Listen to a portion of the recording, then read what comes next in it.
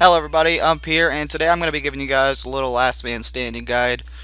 This is for all the people who ask me in game all the time, hey man, how do you get a whip every game, or how do you get full rune every game? Well, this is going to be your guide. There's going to be two LMS games that I'm going to actually be showing here. One, I'm going to win a Santa. Two, I'm just going to be winning a regular game, I do believe.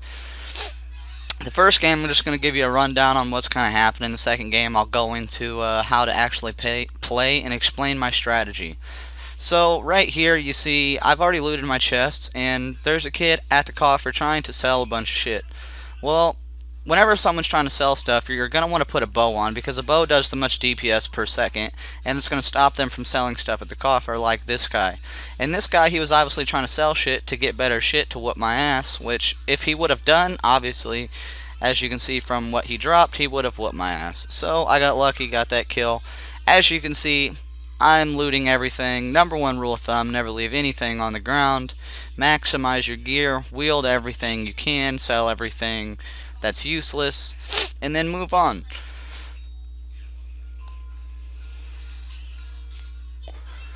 So pretty much same scenario right here. I've already bought all of my full rune whip. So as you see, I'm just going to kind of chase this kid down, get another key. At this point in the game, I've already got my whip in full rune, so I'm just going to kind of run around, get as many tokens as I can stacked up and saved up, and I'm going to get as much prayer as I can, because prayer over food. You always want 99 prayer at the end of a last man standing game, because if you don't have 99 prayer, you will get slaughtered.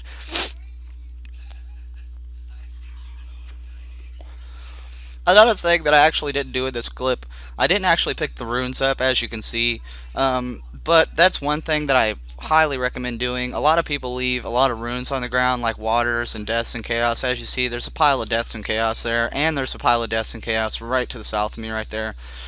If you can pick up a decent amount of runes and accumulate a decent amount of runes, you're going to be able to get barrage, and barrage is very useful for many reasons. One, if a player is out of food and you know they're out of food and they're running to a chest, you can barrage them before they get to the chest, and potentially you can kill them for the keys that they actually have obtained, and you'll get their keys as well as a key for killing them. So it can be quite useful, and that's one of the big reasons I get so many keys. A lot of people are like, you hack, how do you end up with 10, 12 keys? Well, that's how.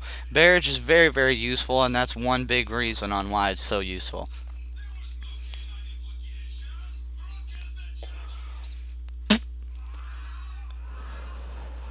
Another thing that you may see me doing here, prey flicking. Prey flicking is very useful, and piety is very key. Piety can be one of the most deadly things if you have a whip. You can max out like a 35, I believe. Yeah, 35. And I'm always going to prey flick. If I have prey, I'm using prey, no matter what. Now, normally I wouldn't abandon all this stuff that's on the floor, but I see another easy target, and keys over loot, so I'm going to sell as much as I can while I'm fighting this kid. And keep in mind, this kid does have an AGS, so it is worth it. It is worth me leaving some loot on the floor. I am going to try and spam click, loot as much as I can while I'm being fought, but I don't want to take too much damage while I'm just sitting there. So I'm not really worried about looting. I'm just kind of worried about fighting, getting a little bit of tokens while I'm fighting. So that way when I'm done and I kill this guy, hopefully I'll have some tokens to buy some prayer and some more food. And as you can see, I'm pretty stacked on keys, so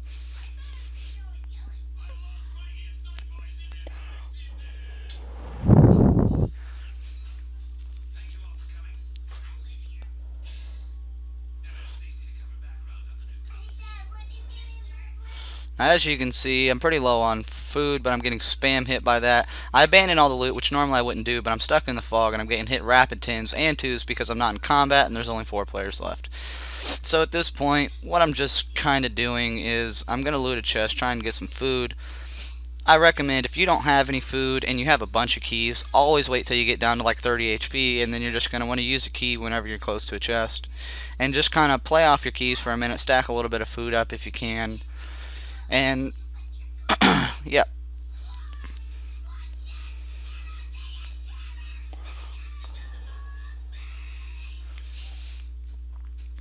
Now, a lot of you guys see right here, I have a dark bow. Dark bow is very, very powerful in Last Man Standing, and the reason why I say that is because if you have dragon arrows with a dark bow, the coding in the server for dark bow is very bad. and I can hit 38-38 with the dark bow in full rune. So a lot of people don't really see it coming. So you just kind of keep that dark bow hidden. Let them get down low HP. Even if they have prayer, let them keep that melee prayer on and let them feel safe. Don't show it for a minute. Let them eat up a couple times from low HP, act like you don't have it, and then one tick it. One tick that debo, which you'll see me do later on. And I don't actually manage to get the spec off, but the one tick debo with the arrows actually did manage to get the kill.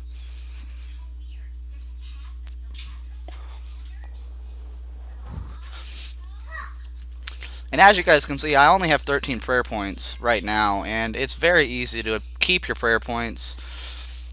At such a low prayer points, you can keep those prayer points for quite some time if you're good at prayer flicking. Like, see, this guy did manage to smite me out, but I do have a dark bow, so I'm not really too worried about it because I can get a lot of hits in because you can one tick if you know how. And I still have 3 keys left, so I'm not really too worried about it.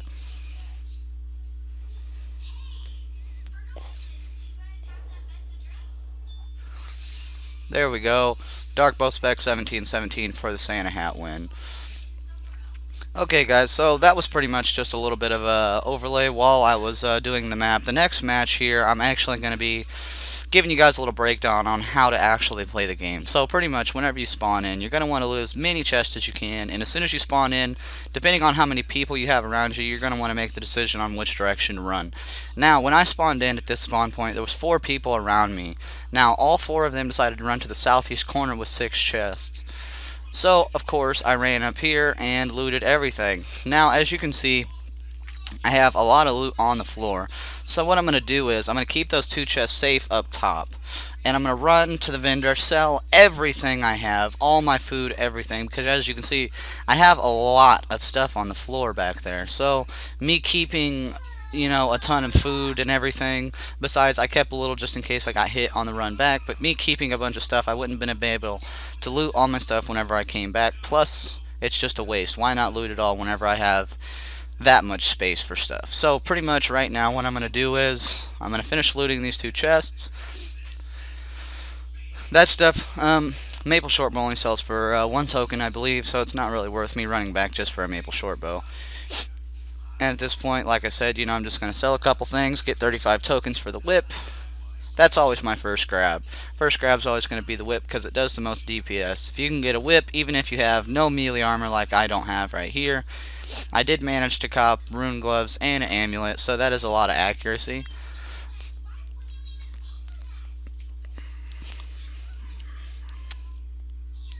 So pretty much, once you got all your chests looted, you're going to sell as much as you can. Buy a whip, that's always my recommendation. If you don't have enough for a whip, you're going to want to buy a D-skim. Stop. And once you get that, you're just going to want to sell everything you can. Get as much prayer as possible. You're going to want to get, pretty much end game is full rune, 99 prayer. And if you can obtain full rune 99 prayer, you will be set to win the last man standing. Depending on the amount of keys you have. Keys have a big play into last man standing because 1 key you could get 16 sharks, and if someone were to get 16 sharks, it would be a pretty big hit to your inventory.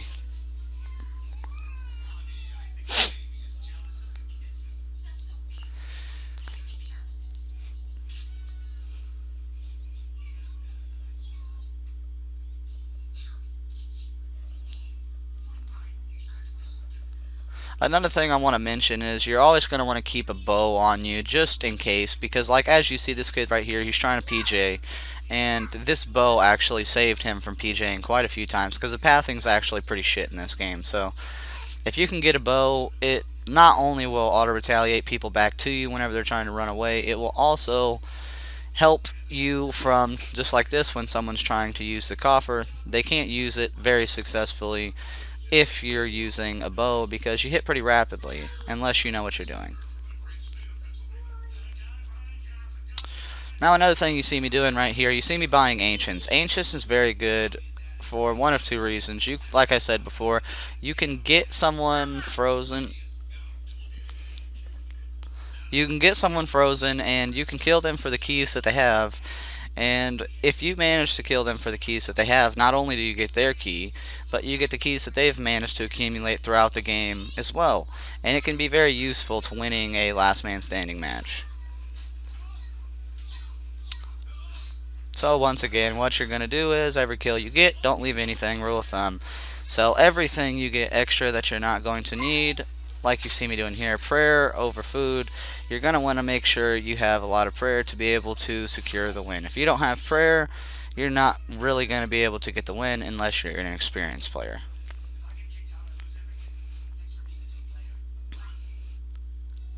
Notice this is the guy who tried to PJ my fight throughout the whole entire beginning of my last man standing match.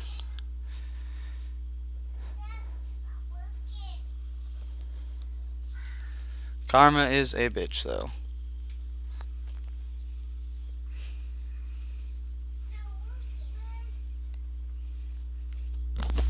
Bring me the remote.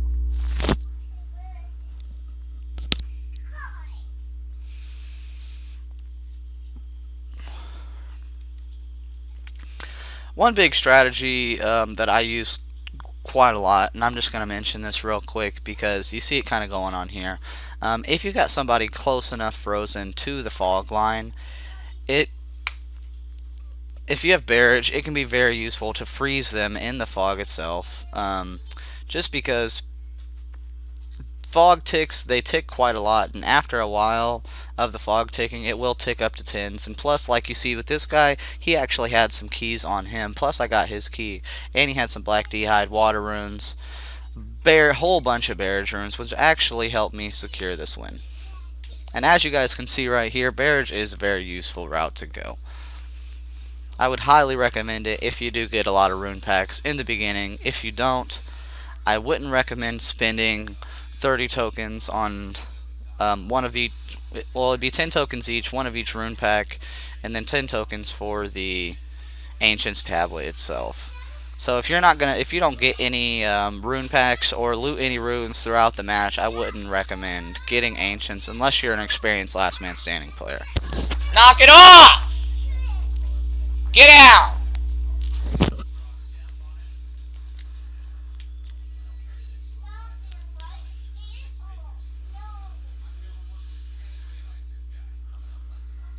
Okay guys, so what you see me doing here, I don't really do too often, but if you do manage to get stacked up like I did this game, hybrid switch is very good in last man standing. If you are a good hybrid, hybriding is very optimal, just because like you see me here doing, I can manage to get someone a little bit off focus and freeze them in the fog, and when they're in the fog they often panic, and like you see here, this guy has a bunch of food and panicked because he was in the fog and he died, which you see he had foods and keys left. So guys, this is just a little last man standing guide. I'm just going to kind of go over a